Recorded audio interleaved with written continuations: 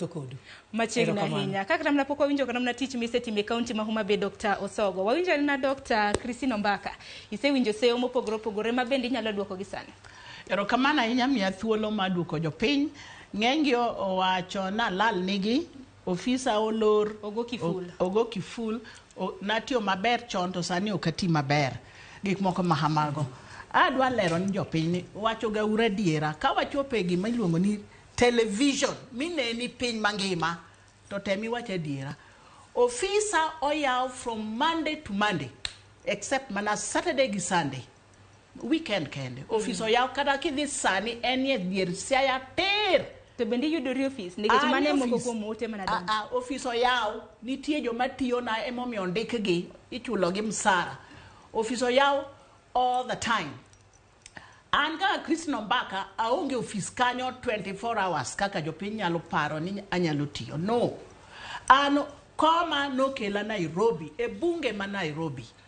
Dala inyalo yuda on Friday kaponi onge tich matimo Nairobi e parliament tibo yuda kan dala on Friday kendo gi Monday. Nikech Tuesday wani e bunge Nairobi. Koro kinyal nena kakidwaro. Inyalo mna nena Monday gi Friday in that office. To bende seche moko an gi functions on Monday and Friday no oko mar office. Koro kendo kidhi office ibo yudo ka onge. Ang'eni nitie seyo mathoth. Mar ariyo.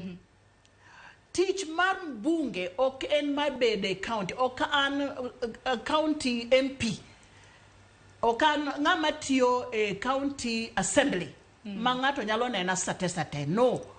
Tija en chal kaka mar MP manigi one constituency kata senator mabiro Nairobi.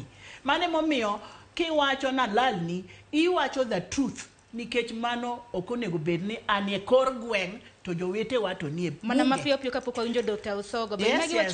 Koro mane pogruok ni ok atiyo e county, atiyo e parliament to county atiyo e weekends kata anyalo tiyo on Friday and Saturday. Thoth gi ne wacho ni sema na tiyo tamo mokwongo. Tam mar ariyo gi koro higa achiel. Adwa nyiso jopiny ni kuparo ni pok atiyo ni jopiny to kara chirni 10 gin tich machal nadi. Ok apar ni ma itiyo ni jopiny an gi chirni 10 masegero ariyo kuonde moko nitie achiel. Jo Alego un gi chirni 2 gi dormitory achiel Obambo Secondary School. Chiro mokwongo en Sidundo. Mar ariyo ni Goto Wenga. Mano chiro mar ariyo. Aeto un go Obambo Secondary School. Gik moko 3 ma un go. Makoro miya monda pim ni koda man jo game un gi bende chirni 2. Un gi unding market to un gi library Ulumbi Secondary School to kendo un gi library kendo Ndere Secondary School. Omiyo kimiya thuolo anyalo lero nigi kuma gigi nitie mondo gidhi gine. Erokamano ahinya. So tich masetiyo gin long lasting. Gin gik manoparago, gin gik manone, o gin gik moko masani kasetimo gik kendo kiny girumo. Tarik 18 ndala 10 manyokalo cha nyapogo bursaries nyin kanye nyokinena dak nyi biro mondi ne nyaoro nyachaka distribute tange 33 mane dir siaya kanyo ter ma guest of honor nanyo en governor. Governor Rengo was there. He was my guest of honor. Ito nyin kune dak nyi biri neno gigo magopo bite achaka pogo pesa ma grube ka ini e group kwaya pesa monda pogi mana Mbaka chege ni no wuokure. Mane nyig ma jopinyo miya no Mbaka chege tineni an gi pesa mimiyo yudhe mimiyo mine gi jogo matimo biashara.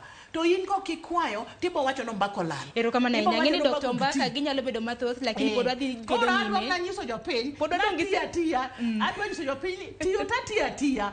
Maybe ine mo king'eyo kuma antie, oking'eyo kata kuma office nitie to penji mondo nyisi mondo tem gik makwayigi. Agombo ni mondo kwaya pesa mar affirmative action fund mar yudhe mondo utigo mondo utim go biashara. Erokamano ahinya. Ng'eni moko bende pod ibiro bedo kilero nikech pod odong gi thuolo mar dakika 50 kamaendi. Kata kamano kapok adhi ir Dr. Joyce Osogo nyakwar Mgajwang.